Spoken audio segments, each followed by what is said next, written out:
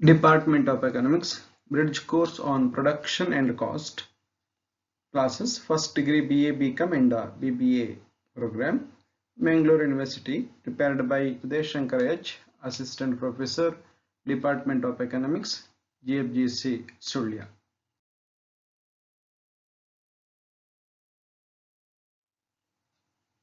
Dear friends, in this video, we will discuss about one of the very important concept of economics, that is nothing but production and cost. ಆತ್ಮೀಯ ವಿದ್ಯಾರ್ಥಿ ಸ್ನೇಹಿತರೆ, ಈ ವಿಡಿಯೋದಲ್ಲಿ ಅರ್ಥಶಾಸ್ತ್ರದ ಒಂದು ಬಹಳ ಮುಖ್ಯವಾದಂತಹ ವಿಷಯ ವಸ್ತುವಾದಂತಹ ಉತ್ಪಾದನೆ ಮತ್ತು ವೆಚ್ಚದ ಬಗ್ಗೆ ನಾವು ಚರ್ಚಿಸೋಣ. ಪ್ರೊಡಕ್ಷನ್ ಎಂದರೆ ಏನು ಎನ್ನುವಂಥದ್ದು ಆರಂಭದಲ್ಲಿ ಬರುವಂತಹ ಒಂದು ಪ್ರಶ್ನೆ. ಪ್ರೊಡಕ್ಷನ್ ಎಂದರೆ ಕಚ್ಚಾ ವಸ್ತುವನ್ನು ಸಿದ್ಧ ವಸ್ತುವಾಗಿ ಮಾರ್ಪಾಡು ಮಾಡುವಂಥದ್ದು ಅಥವಾ ರಾ ಮೆಟೀರಿಯಲ್ ಅನ್ನು ಫಿನಿಶ್ಡ್ ಪ್ರಾಡಕ್ಟ್ ಆಗಿ ಬದಲಾವಣೆ ಮಾಡುವಂಥದ್ದನ್ನು ನಾವು ಉತ್ಪಾದನೆ ಅಥವಾ ಪ್ರೊಡಕ್ಷನ್ ಅಂತ ಕರೀತೇವೆ. ಅಥವಾ ಸರಳವಾಗಿ ಇನ್ಪುಟ್ ಅನ್ನು ಔಟ್ಪುಟ್ ಆಗಿ ಬದಲಾವಣೆ ಅಥವಾ ಪರಿವರ್ತನೆ ಮಾಡುವುದನ್ನು ನಾವು ಪ್ರೊಡಕ್ಷನ್ ಅಂತ ಹೆಸರಿಸಬಹುದು. ಐಸೋಕ್ವಾಂಟ್ಸ್ ಅಂದ್ರೆ ಐಸೋ ಅಂದ್ರೆ ಈಕ್ವಲ್ ಅಂತ ಅರ್ಥ. ಈಕ್ವಲ್ ಕ್ವಾಂಟಿಟಿಯನ್ನು ರೆಪ್ರೆಸೆಂಟ್ ಮಾಡುವಂತ ರೇಖೆಯನ್ನು ನಾವು ಐಸೋಕ್ವಾಂಟ್ಸ್ ರೇಖೆ ಅಥವಾ ಐಸೋಕ್ವಾಂಟ್ಸ್ ಅಂತ ಕರೀತೇವೆ.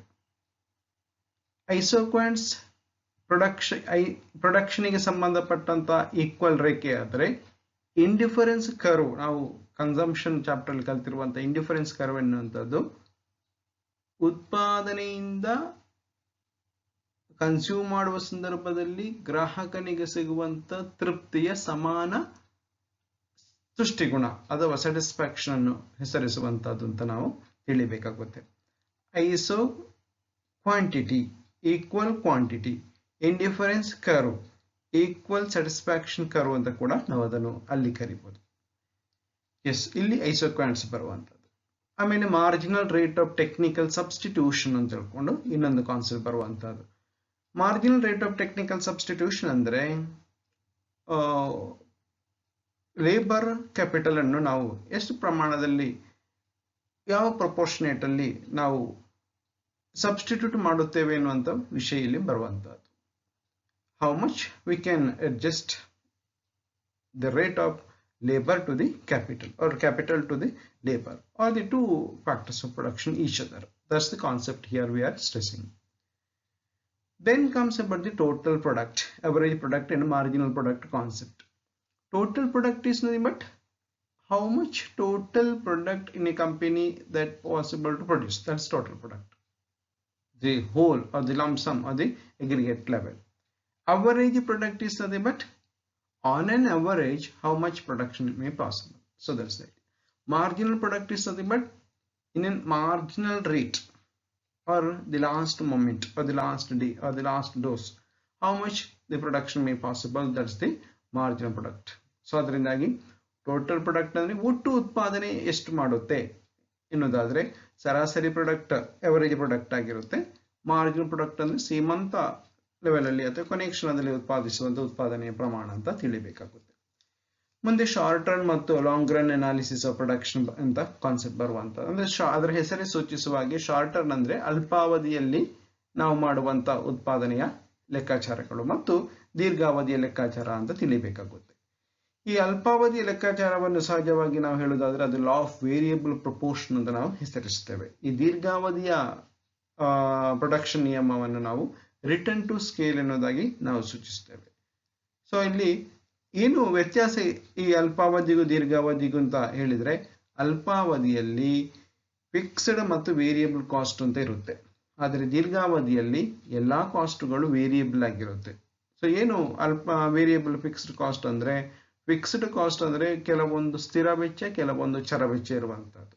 ವೇರಿಯಬಲ್ ಕಾಸ್ಟ್ ಅಂದ್ರೆ ಎಲ್ಲವೂ ಕೂಡ ಚರವೆಚ್ಚವೇ ಆಗಿರುವಂತದ್ದು, ಸ್ಥಿರ ವೆಚ್ಚ ಅಂತ ಇಲ್ಲ. ಅಂದ್ರೆ ಚರವೆಚ್ಚ ಅಂದ್ರೆ ಏನಾಗಾದ್ರೆ ಬದಲಾಗಲಿಕ್ಕೆ ಸಾಧ್ಯತೆ ಇರುವಂತದ್ದು, ಬದಲಾಗುವಂತದ್ದನ್ನು ನಾವು ಚರವೆಚ್ಚ ಅಂತ ಕರಿತೇವೆ. Variable cost, the cost which is vary with varying the level of output is the variable cost.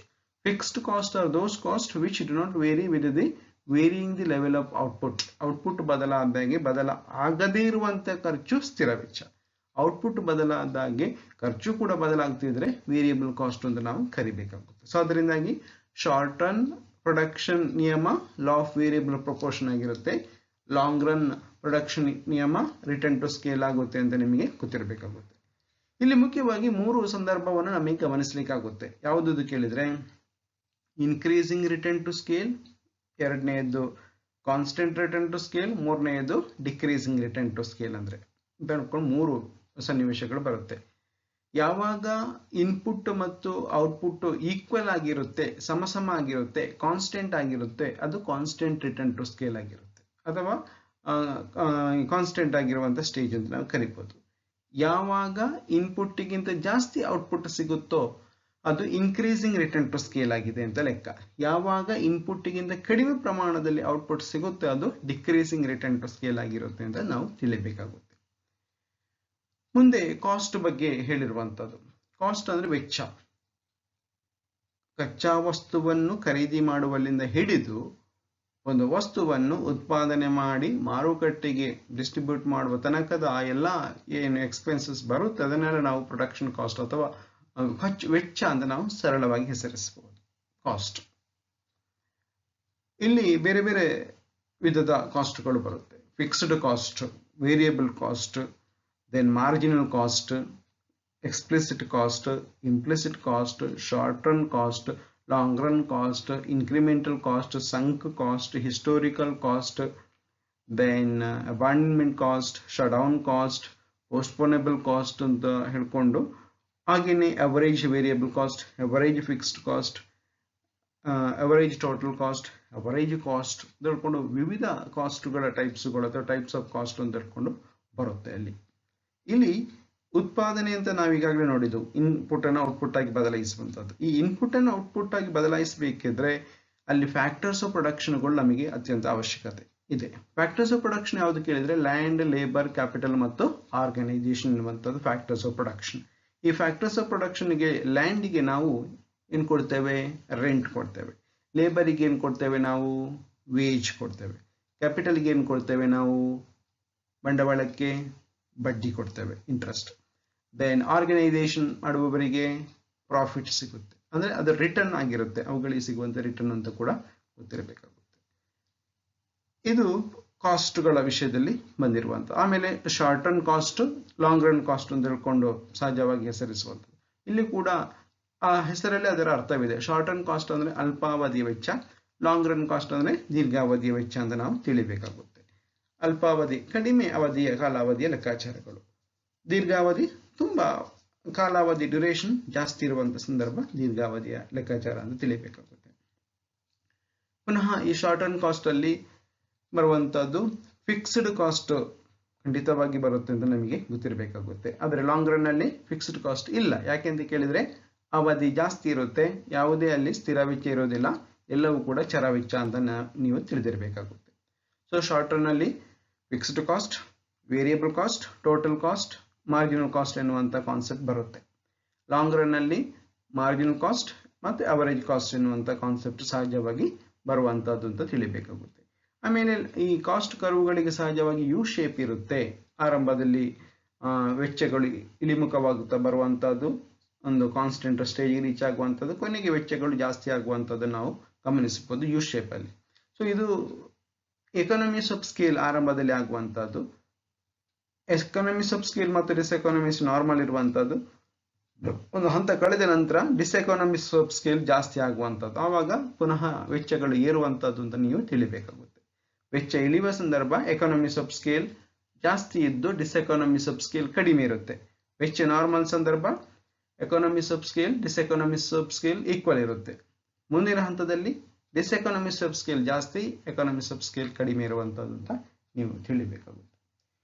S ಸ್ನೇಹಿತರೆ, ಇದಿಷ್ಟು ಮುಖ್ಯವಾಗಿ ಪ್ರೊಡಕ್ಷನ್ ಮತ್ತು ಕಾಸ್ಟ್ಗೆ ಸಂಬಂಧಪಟ್ಟಂತೆ ನೀವು ತಿಳಿದಿರಬೇಕಾದಂತ ವಿಷಯಗಳು. ಇನ್ನೊಂದು ವಿಡಿಯೋದಲ್ಲಿ ಇನ್ನೊಂದು ವಿಷಯದ ಬಗ್ಗೆ ನಾವು ಚರ್ಚಿಸೋಣ.